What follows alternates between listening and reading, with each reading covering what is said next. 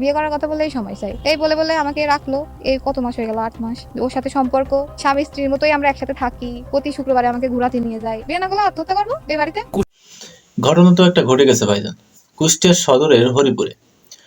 তো আশা নামে একটা মেয়ে, সে তার দুইটা ছেলে সন্তান আছে এবং তার আগের একটা সংসার আছে, সেখানে তার স্বামীকে ডিভোর্স দিয়ে বর্তমানে রিঙ্কু নামের একটা ছেলের সাথে তিনি দীর্ঘদিন ধরে ফেসবুকে কথাবার্তা বলার পরে আস্তে আস্তে ঘনিষ্ঠতার সম্পর্ক হয়ে ওঠে এবং সব ধরনের সম্পর্ক তাদের ভিতরে হয়ে আসছে বলে তিনি স্বীকার করেছেন। তো সাম্প্রতিক সময়ে নাগরিক টিভি তার একটা সাক্ষাৎকার নিয়েছেন এবং সেখানে কিন্তু তিনি বিস্তারিত বলেছেন।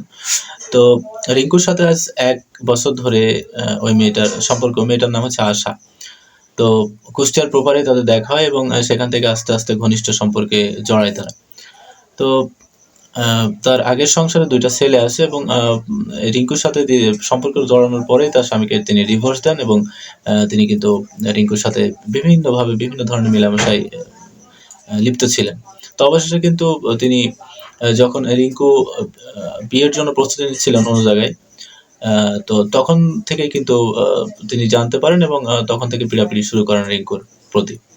তো রিঙ্কু এক পর্যায়ে যখন তাকে অস্বীকার করে, তখন কিন্তু তিনি রিঙ্কুর নামে বিভিন্ন ইস্যু নিয়ে তিনি কিন্তু থানায় যান এবং তার নামে মামলা করেন। তো বর্তমানে কিন্তু তিনি রিঙ্কুর বাড়িতেই আছেন, অনশনে বসে আছেন। তো তিনি রিঙ্কু যতক্ষণ বিয়ে না করবে ততক্ষণ তিনি অনশনে থাকবেন। তো আসলে এই মেয়েটাকে দেখে আপনার কি একবারও মনে হয় যে মেয়েটা আসলে কোনো দিক থেকে ভালো? তার চালচলন ভালো, তার কথাবার্তা ভালো? আমার তো মনে হয় না। কারণ তিনি যদি আসলেই ভালো একটা মেয়ে হতেন তাহলে আগের সংসারে যেহেতু ২ টা ছেলে, তার স্বামীকে ডিভোর্স দেওয়ার কোনো প্রশ্নই আসে না আমি মনে করি।